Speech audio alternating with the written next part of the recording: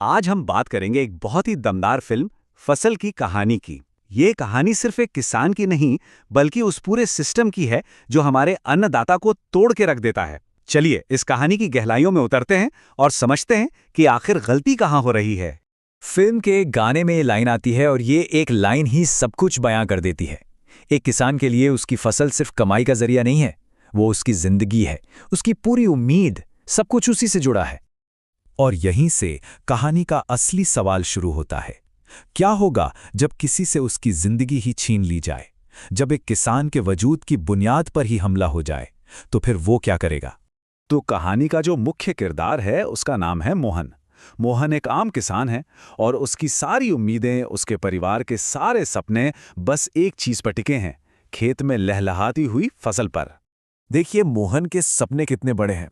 उसे कोई महल नहीं बनाना, वो तो बस इतना चाहता है कि फसल का अच्छा दाम मिल जाए, जो कर्जा लिया है वो चुक जाए और साल भर के लिए परिवार का पेट भर जाए।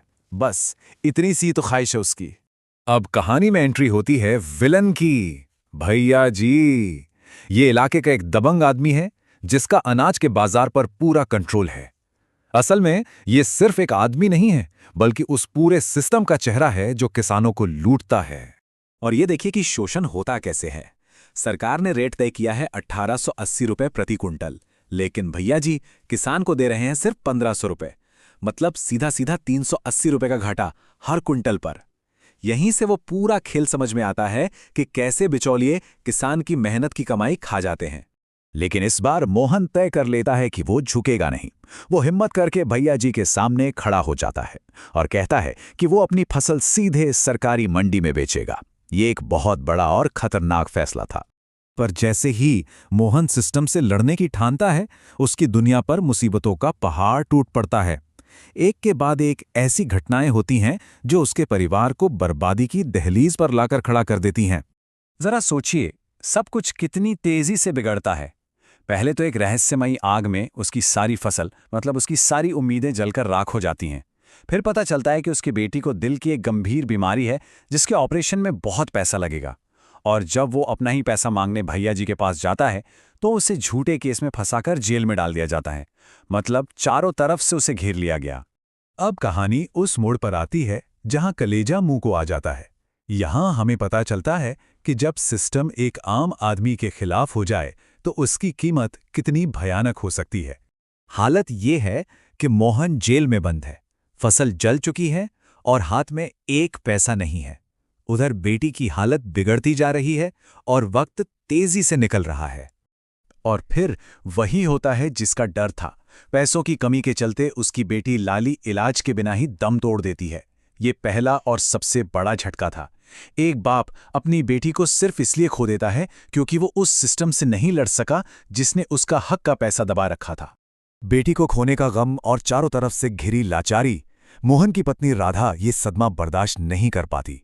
वो पूरी तरह से टूट जाती है और इस गहरे दुख और निराशा में वो अपनी जान दे देती है।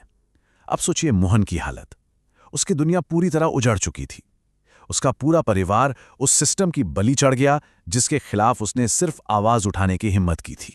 लेकिन कहानी यहां खत्म नहीं होती। इसी राख के ढेर से मोहन फिर से खड़ा होता है। एक टूटा हुआ इंसान अब न्याय के लिए एक योद्धा बन जाता है और अपनी आवाज को अदालत तक ले जाता है। अदालत में मोहन जो सवाल पूछता है वो सिर्फ उसके सवाल नहीं है, वो देश के हर उस किसान के सवाल हैं जो इस सिस्टम से जूझ रहा है। वो अपनी कहानी के जरिए उन लाखों लोगों की आवाज बन जाता है जो पूछ रहे हैं कि ये सब कब तक चलेगा। और ये लाइन देखिए, कितनी कड़वी सच्चाई है इसमें। जिस किसान को हम अन्नदाता कहते हैं, जो पूरे देश का पेट भरता है, उसी के मुंह से निवाला छीन लिया जाता है। समाज जो खोखला सम्मान देता है, ये लाइन उस पर एक तमाचा है। ये सिर्फ एक डायलॉग नहीं है, ये एक बहुत बड़ी चेतावनी है। फिल्म साफ साफ कह रही है कि अगर किसानों को बचाने के लिए ये सिस्टम नहीं बदला तो एक दिन ऐसा आएगा कि जमीन तो होगी लेकिन उस पर हल चलाने वाला कोई नहीं होगा। कहानी के आखिर में अदालत अपना फैसला सुनाती है। मोहन को इंसाफ मिलता है। लेकिन फिल्म यहीं नहीं रुकती।